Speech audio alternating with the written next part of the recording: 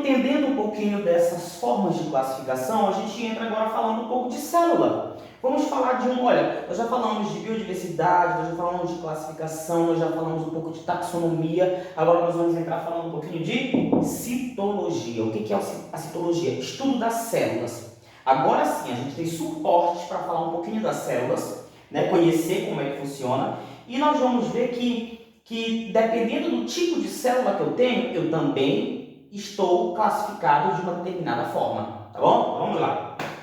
Primeiro, os organismos vivos, eles também são classificados quanto ao número de células que eles possuem. Por exemplo, nós temos organismos que são formados apenas por uma célula e nós temos organismos que são formados por milhares de células. Esses organismos formados por uma célula apenas, nós chamamos de unicelulares. Organismos formados por uma célula. E os organismos formados por duas células ou mais, né? Organismos, na verdade, formados por mais de uma célula, nós chamamos de pluricelulares ou multicelulares. O próprio nome já te diz, né? Multicélulas, muitas células. Eu posso citar como exemplo de organismos unicelulares. Eu tenho aqui as bactérias e os protozoários. Nós já falamos sobre elas, né, no vídeo anterior. E aqui embaixo eu desenhei o protótipo de uma célula bacteriana para a gente daqui a pouco analisar, tá bom? E os pluricelulares, exemplo, nós temos plantas, animais, né? Nós, mamíferos, nós somos animais, nós também somos organismos formados por milhares, por milhões, por inúmeras células, né? Então, muito bem. Quanto à quantidade de células, eu posso classificar eles em unicelulares ou multicelulares. Beleza. Os seres vivos também podem ser classificados, gente, quanto à presença ou quanto à ausência de membrana nuclear. Bom, todos os organismos vivos, eles são formados por célula. E as células, algumas apresentam núcleo, outras não apresentam. Aquelas células que apresentam núcleo significa que elas possuem uma membrana nuclear. E essa membrana nuclear, ela é chamada de carioteca, tá? Carioteca. Então, carioteca é o nome da membrana nuclear. Algumas células possuem, outras células não possuem. Exemplo, a célula bacteriana não possui membrana nuclear, ou seja, não possui carioteca. Em compensação, uma célula animal, nossas células, por exemplo, possuem carioteca. Por isso, o núcleo é todo individualizado, é todo reunido. Assim também como a célula de uma planta, ela também vai possuir carioteca. Somente células de bactérias não possuem carioteca. Quando uma célula tem carioteca, nós chamamos ela de célula eucariótica. Cadê aqui, ó? Célula eucariótica. São células que apresentam carioteca. Quando uma célula não possui carioteca, nós chamamos ela de célula procariótica, tá? Então, veja bem. Organismos, deixa eu sublinhar aqui de preto para ficar bonitinho. Então, olha só. Organismos que possuem células procarióticas, nós chamamos de procarionte. Então, uma bactéria é um organismo procarionte. Por quê? Porque ela tem célula procariótica, ou seja, célula que não possui carioteca. E o material genético que deveria estar guardado no núcleo fica espalhado ali no citoplasma. Tá? Então, quando eu tenho uma célula que não possui núcleo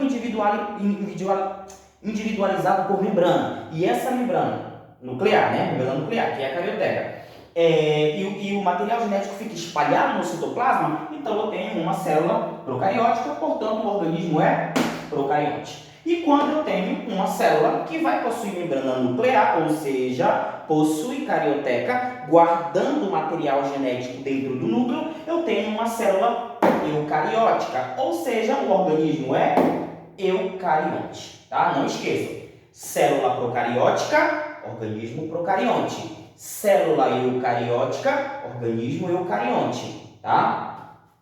Aí eu coloquei aqui, desenhei aqui alguns exemplos, olha só. A célula de uma bactéria é uma célula procariótica, perceba. Olha só, o material genético de uma bactéria, gente, fica todo espalhado no citoplasma. Por quê? Porque ela não tem carioteca para armazenar esse material genético.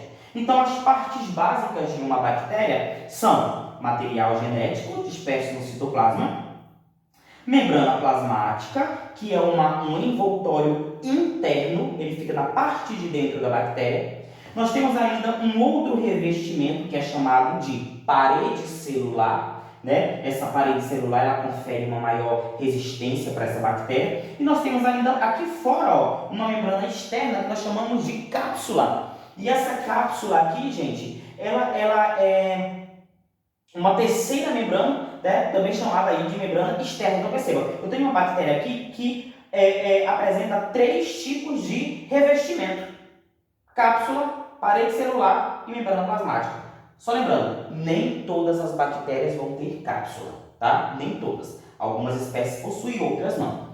Nós temos aqui ainda, olha, o flagelo, né? O flagelo é uma estrutura que vai dar motilidade a uma bactéria, vai fazer com que ela possa se movimentar. Ela dá direcionamento para a bactéria. Nós temos aqui, ó, esses pelinhos aqui, né? Que se parecem cílios. Nós chamamos eles de cílios, ou eu posso também chamar ele de pili, P-I-L-I, pili. Ou eu posso chamar de fímbrias, né? Esses pelinhos aqui, essas fímbrias, elas servem para aderir a bactéria na superfície. Então, elas têm poder de adesão graças a essas fímbrias aqui também. E eu tenho aqui também o citoplasma, né, que é o líquido que fica aqui dentro dessa célula, preenchendo, né, todas as estruturas onde acontece uma grande quantidade de reação química ali dentro. Bom, gente, uma célula bacteriana, célula de uma bactéria, não tem núcleo. Mas ela tem também ali uma região onde fica armazenado o material genético. Não tem núcleo, mas tem a região onde fica o material genético. E essa região nós chamamos de nucleóide, tá bom? Não tem núcleo, mas apresenta nucleóide. Nucleóide é exatamente a região onde o material genético fica concentrado dentro da célula da bactéria, beleza? E aqui, ó, eu desenhei o exemplo de células animais, né, e vegetais. Olha só, célula animal, ela vai ter membrana plasmática, né, que é a membrana que vai envolver a célula. Essa membrana plasmática é responsável por selecionar as substâncias que entram ou que saem da célula.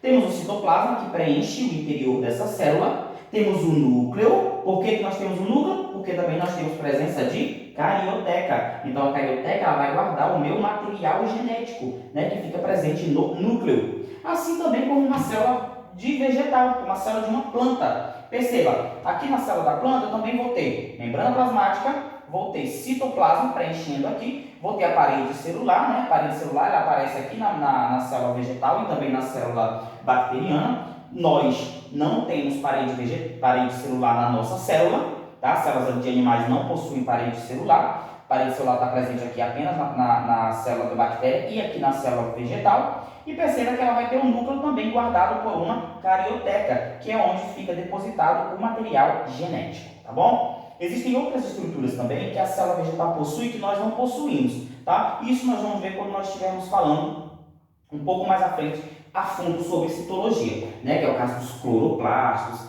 onde fica armazenada a clorofila, que é responsável pela absorção de luz para a realização da fotossíntese e outras características a mais. Mas o que eu quero mostrar para vocês aqui é a diferença entre o que eu digo que é uma célula procariótica, célula de bactérias, e células eucarióticas, que são células animais e células vegetais. E de outros organismos também, tá? Por quê? Porque somente bactérias são organismos procariotos. Não existe outro organismo procarioto. Não existe fungos, protozoários, algas, animais, plantas, todos os outros organismos fazem parte dessa classificação, células eucarióticas, portanto são seres eucariontes, tá bom? Somente bactérias, gravem isso, somente bactérias são seres procariotos, certinho?